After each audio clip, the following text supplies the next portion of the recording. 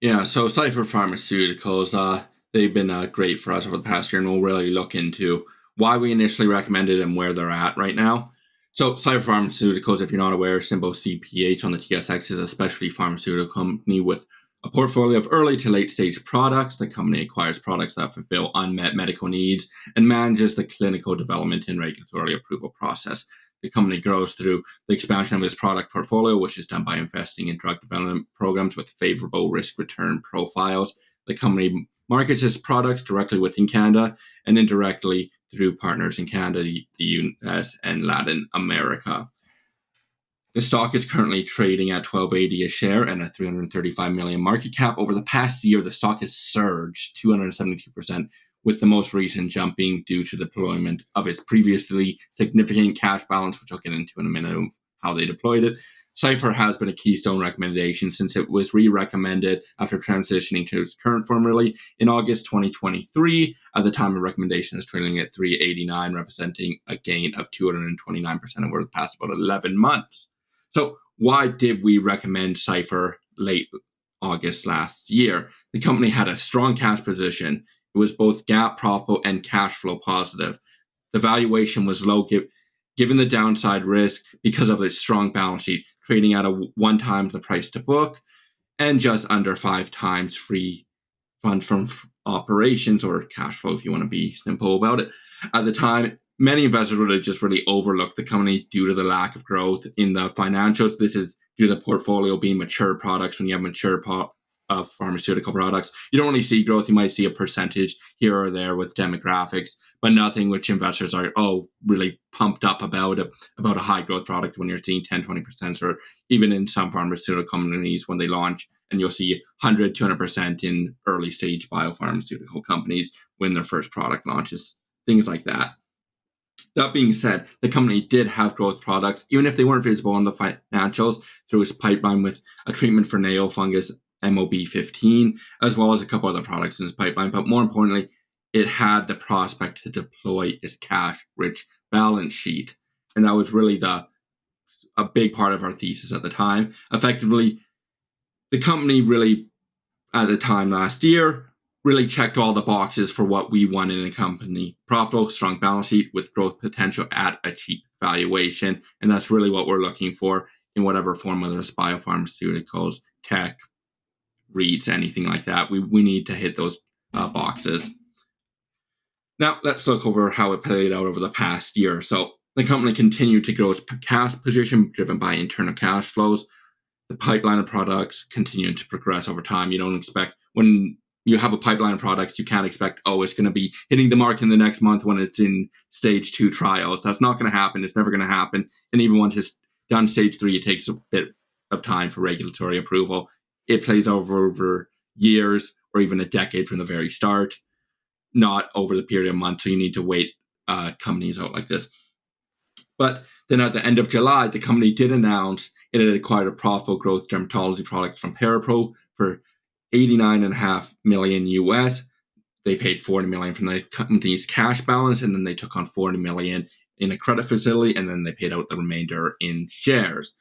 Cipher acquired the Natroba products for the treatment of licensed scabies, as well as the commercial infrastructure of Parapro. The company expects to submit plans to Health Canada to bring the product to Canada and leverage its existing dermatology infrastructure. So going back to our initial thesis, they're now deploying their cash, and that's what we want to see.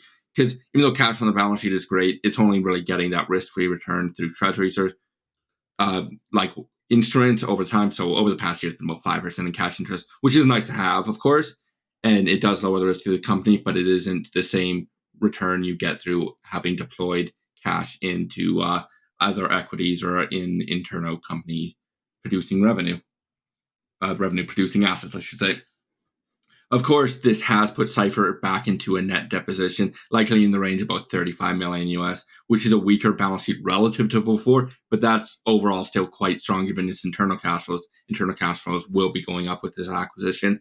The leverage post-acquisition will not be extreme and still actually has room for additional taking on of debt, albeit likely smaller acquisitions at this time until the company is able to use those internal cash flows, which will now be higher, to pay down that credit facility over time, and then redeploy that cash elsewhere once again. And that's really what you're looking for with the company with this strategy, is using the cash flows from one acquisition over the next 2, 3, 4 years, and then drive that into another acquisition. And then that really gets those compounding returns over the next 10, 15, 20 years. So looking forward, really what do we want to see? The company will announce its Q2 earnings later this week, which will give us a better picture of how the financials have shifted. The degree depends on how much they disclose, because the acquisition was after quarter's end, so we probably won't see the full details until Q3. But what we would like to see is the continuance of strong internal cash flows, driving a strong balance sheet, which allows the company to conduct M&A on top of those pipeline products, which can potentially add organic growth, notably the MOB-15, which is a treatment for nail fungus, with an expected Canadian market launch in 2026, and it has a $92 million projected market, and they'd expect to take a significant portion of that, as $92 million in potential revenue, that is, if they are able to take the entire market. And of course, if they're not able to, and they're able to just take a significant portion, it would still add to the bottom line for them. What we wouldn't want to see now, though, now that management has seen really the share price being rewarded with an increase after an acquisition, is for them to jump into non-accretive acquisitions for the sake of doing acquisitions. You can't do that, as if it's not accretive and you're diluting shares or over leveraging.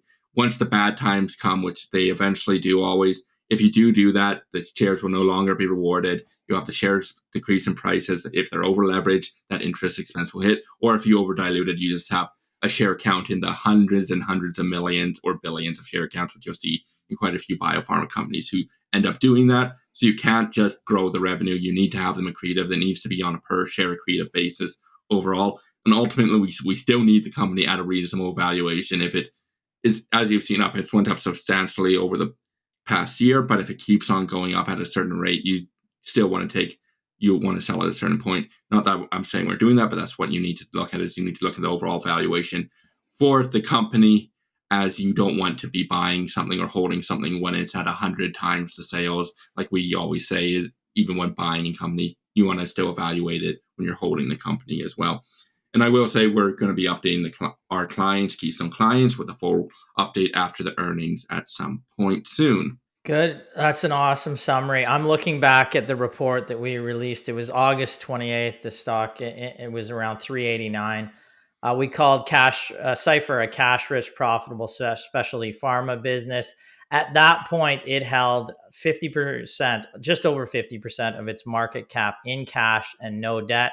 The core products, Epurus, Absorbica, which are the leading products for treating severe nodule acne, were producing good solid cash flow. So you had that base of business that was growing the cash in the company, and they had the near term growth expected from inorganic acquisition based growth. And we had interviewed management at that time. We said they had roughly, dry powder around 70 million if you included the debt facility US that they could deploy. They've generated cash over that period, so they deployed a little more, and they used some shares as well. Long term, so we had that base of business.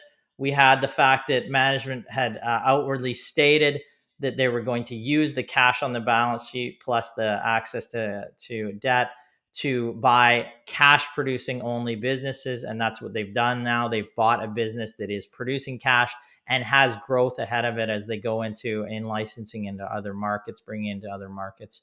And they had the organic growth potential from a promising product like MOB 015, or its nail fungus product, which again, Brett talked about the market size in Canada, around 92 million. It's one product that really owns about 90% of that. So they have the ability to come in and potentially disrupt that market, which is very interesting. Right now, it looks like a better mousetrap than what is existing in the market.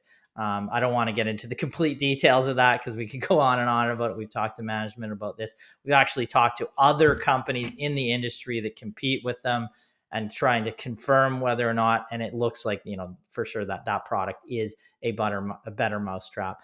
But so you had those things, and you had, the organic growth wasn't going to kick in, like Brett said, right away. but 2 to 3 years plus down the line, we saw some organic growth from very promising product and bringing on in the near term. Now it took about 11 months, but that's really the short term in market scope. And they've now brought on, and you're going to see growth from what looks like an accretive acquisition that has growth also organically within itself. So, and that's how, again, and what were the valuations at this time? Well, you can only find this in the small cap sector, but the PE basically over the trailing 12 months, now there's some noise in the numbers, was 2.4 at that time. EV to EBITDA though was 2.69. Price to EBITDA was 5.6. But tremendous value that you could buy this company at with all those attributes that we just stated. You're not going to find that in many. We have to go through like 3,000 companies to find one or two that you're typically not seeing it trading at those valuations with a potential for growth. But it checks off all those boxes, and we do like a base case scenario on that, a mid case scenario, and a high case scenario. And right now, the company's hit on the high side of that scenario for sure. And we continue to monitor it. We're holding it right now, but it is it shows a good example of when you do a ton of research and when you look for this, the profile of companies in this actually came up in our Canadian cash rich profitable small cap report. We'll be again in this fall conducting same research as we did that led us to Cipher. It was the first buy that we made in that report. We'll be doing the same research, but there was two other companies that were recommended. And even with this correction in the market, the laggard, I'm not going to tell you what the company, but the laggard is up 45%. The other company that released too is up 130, 140% as well.